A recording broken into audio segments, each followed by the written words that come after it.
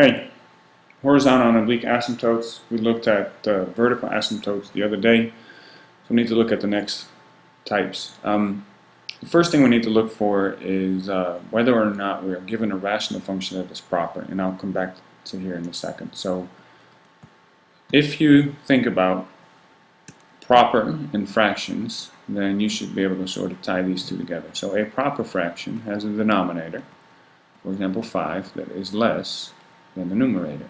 And it's the same thing here. So a proper rational function means that the degree, so we're talking about degrees for polynomial functions for this case, so the degree of the numerator is less than the degree for the denominator.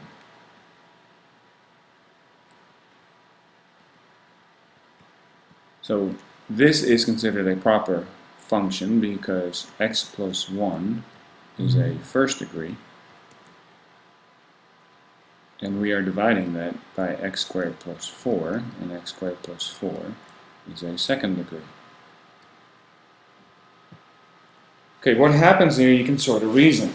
We know that polynomial functions act like their power functions when x's are really large or really positive and large or really negative large. So x plus 1, so here's my symbol for x like. It acts like x when x goes to either a positive or a negative infinity. And the second degree will act like an x squared. So what happens when x goes to plus or minus infinity? You end up with 1 over x, and we know that 1 over x is actually going to give you 0. And that's the definition of a horizontal asymptote. When x goes to plus or minus infinity, what happens with the function? It goes to 0. So this fits our definition from our previous lecture. And that's always the case. So all proper, so if you have a proper rational function, so the degree in the top is smaller than the bottom, then this always happens. Then y equals 0, which is your x-axis, is the horizontal asymptote. Okay? We'll add to that a little bit. So what if that was an x4? Well, as long as this one's bigger, so an x to the 4th is going to act like an x to the 4th, and this one will act like an x to the 12th, and an x4 divided by an x12 is actually 1 over an x to the 8th, because you can reduce that, and you still end up with 0. So that's always the case with proper fractions. So an improper fraction then, well, if proper means the degree in the top is smaller, then improper probably means that the degree in the numerator is going to be larger than the degree in the denominator. And the following things can happen.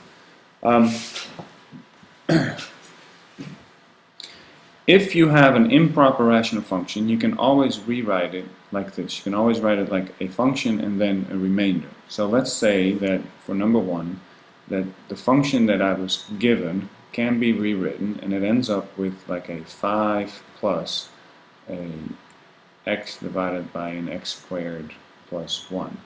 Okay, what happens here is that this 5, so that 5 ends up being your horizontal asymptote. And you should sort of, again, be able to reason your way through that, because if I make x really big, so for x's that are really big, then this thing ends up being, so when x goes to either a positive or a negative infinity, then this thing over here ends up giving you 0. So what happens is that the function ends up approaching 5. Well, that's a horizontal asymptote. So for this one, y equals 5 is your horizontal asymptote. Okay, the second case is, well, what if you rewrote that improper one and you ended up with like a negative 2x plus 1 and then a proper rational remainder? So what if it was 1 over x cubed? Well, then in this case, the same thing happens as on the previous one. Then when x is really big, this ends up being 0, so there is what the function will look like, or what it will act like when x's are really large, positive or negative. And that means that you have an asymptote. So in this case, your asymptote is called an oblique. It's oblique because it's a straight line. So at an angle. So it's an oblique asymptote at y equals a negative 2x plus 1. So graphically, this particular function will approach negative 2x plus 1, looks a little like this. So when x is really positive, large, it's going to approach the line here or there, and then the same thing over there. So that's an oblique asymptote. Then the conclusion after that would be that in all the cases, the graph of R approaches the graph of F. So the third case looks a little like this. So what if, after I rewrite this into its proper terms, I get something like a negative, we'll just make it a little easier. What if it ends up as an x squared plus 1 and then minus 1 divided by x plus 5? Well, x squared plus 1 is not a constant value. So, it's not either a straight line or a constant value. So this one does not have an oblique or a horizontal asymptote. What you can say is that the function r of x is going to act like x squared plus 1 when x's are either at plus or minus infinity again.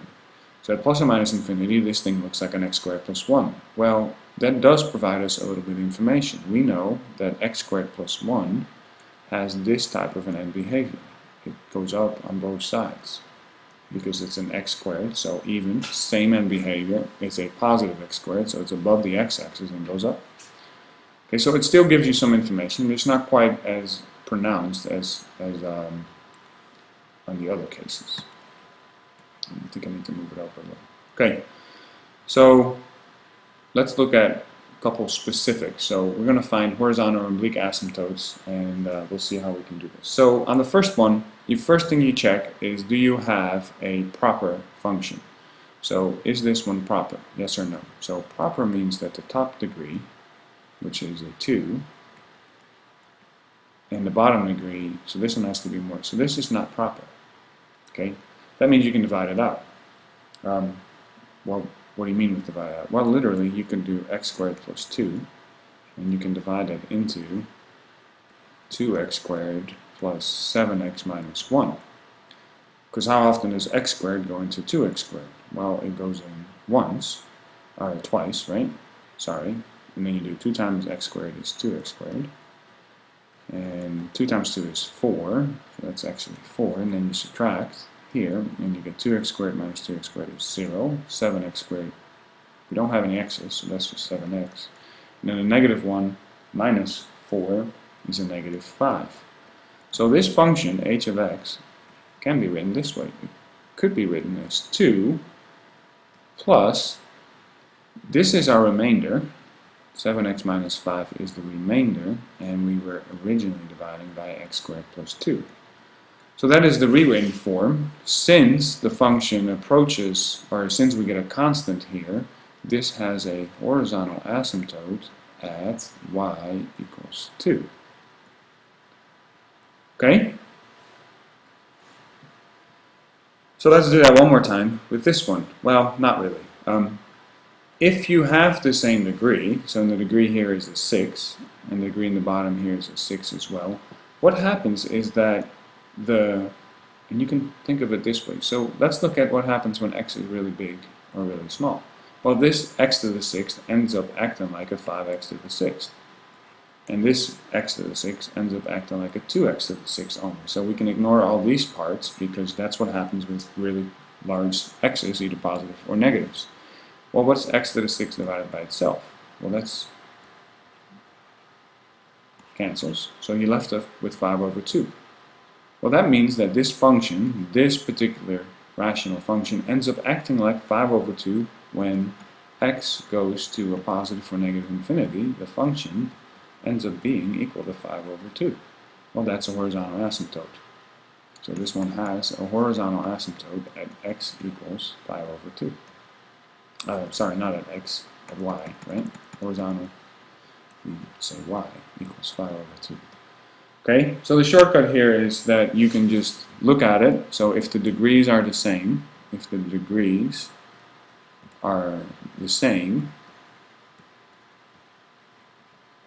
just divide the coefficients, I should say divide the leading coefficients for the horizontal asymptote. Okay, so you don't have to do the long division, at least not on that one. Okay, how about this one? Well, definitely an improper, so we have to divide this out. So we could do this with an x minus 2 over here, and then an x squared plus 4x plus 1 over here. And how many times does x go into x squared? Well, it goes in x times, and x times x is x squared. And x times a negative 2 is a negative 2x. We're subtracting, so 0 and 4 minus a negative 2 is actually positive. So 6x divided by x is 6. 6 times x is 6x. 6 times a negative 2, negative 12. We are again subtracting, so 1 minus a negative 12 is 13. So that function can be rewritten as x plus 6 plus 13 over x minus 2. Well, in this case, then we get a oblique asymptote right here. X plus 6. That's a linear function, and then that would count as an oblique asymptote. So we have an oblique asymptote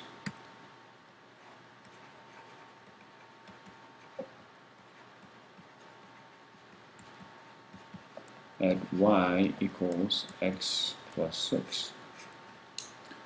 Okay? Alright, well I think that's it. I have one more little thing over here that sort of tries to summarize all this. So finding horizontal and oblique asymptotes, so consider the rational function. If you're asked about asymptotes, the first thing you need to do then is you need to check for the degrees. So that's basically what one says. So one says, check the degree in the top versus the bottom. Okay? If it's proper, so this degree is less than that, then we know that it has an asymptote on y equals 0, or the x-axis. If the degree is greater than or equal to, then you need to divide some things out. So if they're 1 apart, then you're going to be able to divide them out and get an answer. Let me backtrack that. If the degree in the top is the degree in the bottom, then you can get your answer pretty quick.